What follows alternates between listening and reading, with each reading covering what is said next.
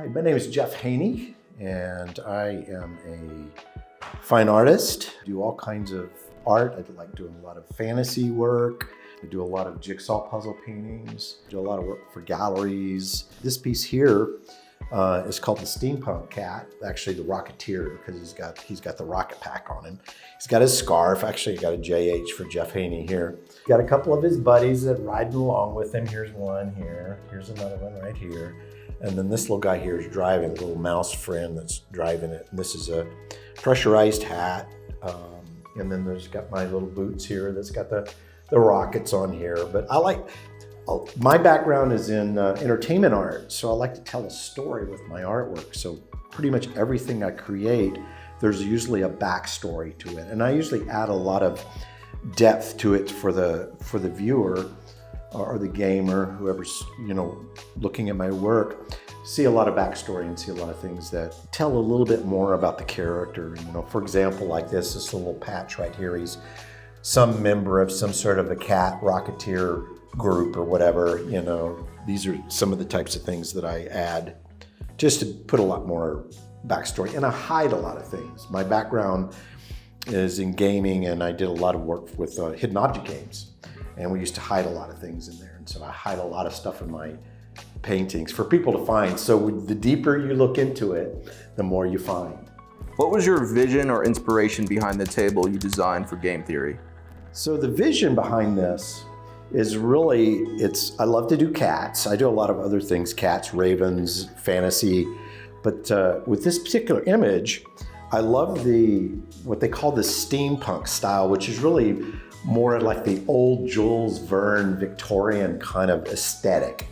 I did that a lot when I worked on games like Mr. Case Files, Return to Ravenhurst, and some of the Mr. Case Files series games, hidden object games.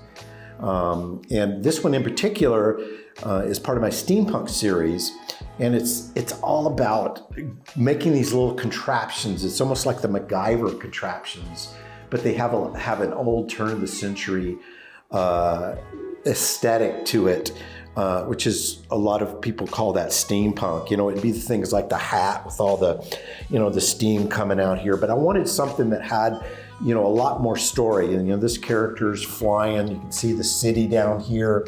He's flying high in the clouds. He's free. He's enjoying it. He's got his little hand trigger right here, running the Rocketeer packed. And I was inspired by the movie Rocketeer, which is really cool. That has a little bit of that kind of feel. But the boots here with the little rocket pack connected to the boots. He's got little scrawny little hairy legs. He's got a little mouse friend that's going along with him. He's got a little suitcase. He's got pointed shoes in case he gets into a fight or something. He's got something. He's got another little rocket underneath here that's strapped across here. And in the Victorian area, a lot of the Victorian ladies would wear these belts, and they'd have all these little trinkets and things that dangled from their belts. And so I added a bunch of things, like he's got a key, there's a clock. There's another little mouse, actually a little stuffed mouse in here that he carries around. And then this little guy is guiding. He's actually his steering wheel. And then I've got all kinds of gadgets and dials. But it's, when you're playing games, there's all this kind of fantasy and this imagination that goes on. And you think about all these different scenarios and characters. And so I wanted to create a piece of artwork that kind of reflected that without, taking away from the fun of just playing. But, as you're playing, you discover, oh, I didn't see that. There's a little thing here. Oh, there's a little door here with a little hatch. I wonder what's inside of that. So, and this is almost like an old rocket, those old rocket booster type things. And then there's all kinds of little jewels, and there's a patch here, there's a little bow tie. And so I added all these little details for people to discover while they're playing. How does your personal art style come through in this table design? So my personal art style is, I'm a storyteller. I worked in the entertainment industry for many years, 25 years actually, and it was all about storytelling and animation. And so my personal style is really about building a world. So I like to create a world with the characters. In this case, it's mainly the character, but a lot of my other work, I'll create the world. When I was working in the game industry, I was an art director and a visual development artist, a concept artist. So I would have to develop everything. I'd have to develop the world everything about the world, the characters that lived in the world. And so that really comes into my personal art style, where I like to add a lot of these little bitty subtle details. And so this is the way I think about it, is I tell a story, and then within the story there's these little sub-stories. Like this is a sub-story. This is a little character, the mouse that's driving. He's actually the captain, not him. He's just running the pack. But this guy here is actually driving. So if you look at every little place, there's little sub-stories. So there's the story and the little sub-stories everywhere. And I do that for entertainment, to entertain and to add a lot more depth in my artwork. Pretty much all my work is that way. And I love it because it gives more to people, especially people who play games. It gives them a little bit more insight and a little bit more things to discover. Why do you think art belongs on something like a game theory table? Art brings life. It also, think of it as a window. Think of this table also as a window into an imaginary world. When you're playing a game, you're going into this imaginary world, and all the characters and all the stories and the effects and all these cool things that you discover. Well, art is a lot that way too, and especially this type of art, it brings you into, it's like it's giving the viewer or the player a lens to look into another world. And also the other part of it is it takes you away from, whatever space that you're in or the table is in. It's like you're bringing in this world of fun and mystery and of wonder, and it's creating this emotional experience as you're playing that takes you out of your normal life. So it's almost in a way like an escape, but yet it's an escape of discovery. So when you think about why people play games most of the time anyway, is you get immersed into another world, and in some of these games you can create the world the way you want it to be.